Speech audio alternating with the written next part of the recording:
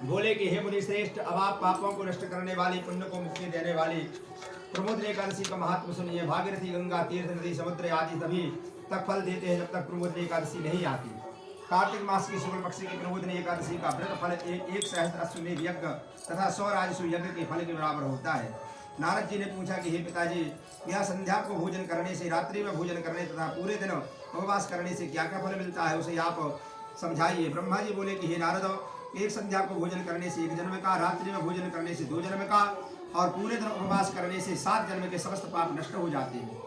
प्रमोदनी एकादशी के व्रत के प्रभाव से सुमेरु पर्वत के समान कठिन पाप क्षण मात्र ही नष्ट हो जाते हैं। अनेकों पूर्व जन्म के किए हुए बुरे कर्मों को यह प्रमोदनी एकादशी का व्रत क्षण भर में नष्ट कर देता है। जो मनुष्य अपने स्वभाव अनुसार इस प्रमोदनी एकादशी का विधि पूर्वक व्रत करते हैं, उन्हें पूर्ण फल प्राप्त होता है। मुनीश्वर, जो मनुष्य श्रद्धा पूर्वक थोड़ा सा भी पुण्य करते हैं, उनका वह पुण्य पर्वत के समान अटल हो जाता है। जो मनुष्य हृदय के अंदर ही ऐसा ध्यान करते हैं कि मैं प्रमोदनी एकादशी का व्रत करूंगा, उनके 100 जन्म के समस्त पाप नष्ट हो जाते हैं। जो मनुष्य प्रमोदनी एकादशी के दिन रात्रि को जागरण करते हैं, उनकी बीती हुई तथा आने वाली 10,000 पीढ़ियों विष्णु लोक में जाकर वास करती है। रात भर जगने आज और नरक में अनेक दुखों को भोगते हुए पितृ विष्णु लोक में जाकर सुख भोगते हैं। ब्रह्महत्या आदि के महान पाप इस प्रमोदनी एकादशी का व्रत करने से सुधील हो जाते हैं। एकादशी के दिन रात्रि को जागरण करने का फल अश्वमेध आदि यज्ञों के फल से भी अधिक होता है। समस्त तीर्थों में जाने तथा गौ शरण भूमि आदि के दान का फल कार्तिक मास की शुक्ल पक्ष की प्रमोदनी एकादशी के रात्रि के जागरण के फल के बराबर होता है।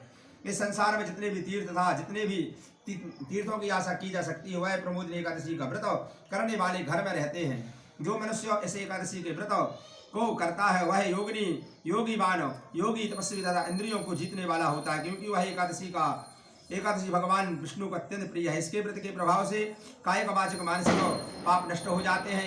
इस एकादशी के दिन जो भगवान की प्राप्ति के लिए दान तप होम यज्ञ आदि करते हैं, उन्हें अक्षय पुण्य मिलता है। प्रमोदनी एकादशी के दिन भगवान की पूजा करने से बाल यौवन और वृद्धावस्था के समस्त पाप नष्ट हो जाते हैं। इस एकादशी की रात्रि को जागरण करने का फल चंद्र सूर्य ग्रहण के समय स्नान करने के फल से भी सहस्त्र गुना अधिक होता है।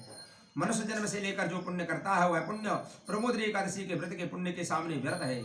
इसलिए हे नारद, तुमको भी विधि पूर्वक विष्णु भगवान की पूजन करनी चाहिए। जो मनुष्य कार्तिक मास में धर्म पारण होकर के अन्य व्यक्तियों का अन्न नहीं खाते, उन्हें चंद्रायण व्रत का फल मिलता है। कार्तिक मास में भगवान का दान आदि से उतने प्रसन्न नहीं होते जितने शास्त्रों की कथा सुनने से प्रसन्न होते हैं।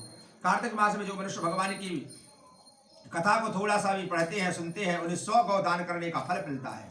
मनुष्य को अपने कल्याण के लिए विष्णु भगवान की कथा सुनने से वे अपने कुटुंब का उद्धार कर देते हैं, सहस्त्र गौ दान का फल पाते हैं। जो मनुष्य प्रमोदनी एकादशी के दिन विष्णु की कथा सुनते हैं, उन्हें 7 दीप के दान का फल मिलता है। जो विष्णु की भक्ति पूर्वक कथा सुनते हैं और कथा बाँचने वाले ब्राह्मण की यथाशक्ति पूजा करते हैं, उसे संतुष्ट करते हैं, वे उत्तम लोक को जाते हैं। इस पर नारद जी बोले, हे ब्रह्मा जी, अब आप एकादशी के व्रत का विधान कहिए, कैसे और करने चाहिए, कौन सा पुण्य मिलता है, वह भी समझाइए। ब्रह्मा जी बोले कि हे नारद, इस एकादशी के दिन मनुष्य को ब्रह्म मुहूर्त उठना चाहिए। आज कितने बजे उठी थी? पर स्नान के व्रत का नियम ग्रहण करना चाहिए। उस समय भगवान से विनय करनी चाहिए कि हे भगवान, आज मैं निराहार रहूंगा, दूसरे दिन भोजन करूंगा। यहाँ फलाहार भी हो गई, इसलिए आप मेरी रक्षा करें। इस प्रकार विनय करके भगवान की पूजन करनी चाहिए। उस रात्रि को भगवान के समीप गीत नृत्य बाजे तथा कथा आदि से व्यतीत करनी चाहिए। प्रबोधिनी एकादशी के दिन कृपणता को त्याग करके बहुत से पुष्प फल अगर धूप आदि से भगवान की आराधना करनी चाहिए। शंख के जल से भगवान का अर्घ्य देना चाहिए। इसका समस्त तीर्थदान आदि 100 करोड़ से करोड़ गुना फल अधिक होता है। जो मनुष्य पुष्प से भगवान की पूजा करते उनके सामने इंद्र हाथ जोड़कर खड़ा रहता है। कार्तिक मास में जो बिल्व पत्र भगवान की पूजा करते हैं, वो अंत में मुक्ति मिलती है। कार्तिक मास में जो मनुष्य तुलसी जी से भगवान की पूजन करता है, उसे 10,000 जन्म के समस्त पाप नष्ट हो जाते हैं। जो मनुष्य इस मास में श्री तुलसी जी के दर्शन करते हैं या छूते हैं या ध्यान करते हैं या रोपण अथवा सेवा करते हैं, वे 1000 कोटि युग तक भगवान के घर में वास करते हैं। समस्त मनोकामनाओं को पूरा करने वाले भगवान कदम्ब पुष्प को देखकर अत्यंत प्रसन्न होते हैं। यदि उनकी कदम्ब पुष्प से पूजा की जाए तो यमराज के दूत भी नहीं आते। जो गुलाब के पुष्पों से भगवान की पूजा करते हैं, उन्हें मुक्ति मिलती है। जो मनुष्य बगुल और अशोक के फूलों से भगवान की पूजा करते हैं, वो अनंत काल तक शोक से रहित होते हैं। जो मनुष्य विष्णु भगवान की सफेद व लाल कनेर से फूलों से पूजा करते हैं, वो भगवान अत्यंत प्रसन्न होते हैं। जो मनुष्य विष्णु भगवान की दूरबदल से पूजा करते हैं वे पूजा के फल से 100 गुना फल अधिक पाते हैं। जो भगवान के समीप पत्र से पूजा करते हैं भयानक यमराज के मार्ग को सरलता से पार कर जाते हैं। जो मनुष्य चंपक पुष्प आदि से पूजन करते हैं वे आवागमन चक्र से छूट जाते हैं। जो मनुष्य स्वर्ण का बना हुआ केत की पुष्प भगवान पर चढ़ाते हैं उनके करोड़ों जन्म के पाप नष्ट हो जाते हैं। जो मनुष्य भगवान के पीले रक्त वर्ण कमल सुगंधित फूलों से पूजा करते हैं उन्हें श्वेत दीप में स्थान प्राप्त होता है। इस प्रकार रात्रि में भगवान की पूजा करके प्रातः काल शुद्ध जल नदी में स्नान करना चाहिए। स्नान करने के पश्चात भगवान की पूजा करनी चाहिए। इसके बाद पूर्ति के लिए ब्राह्मणों को भोजन कराना चाहिए।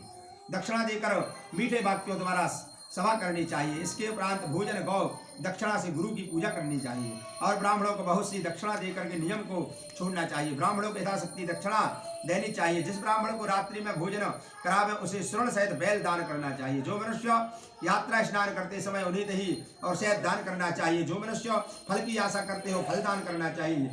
जो मनुष्य तेल की आशा करते हैं वो तेल की जगह घी दान करना चाहिए। जो चावल दान करते हैं और अन्न में चावल का दान करना चाहिए। जो मनुष्य इस व्रत में भूमि शयन करते हैं उन्हें सब वस्तुओं से सैया दान करनी चाहिए।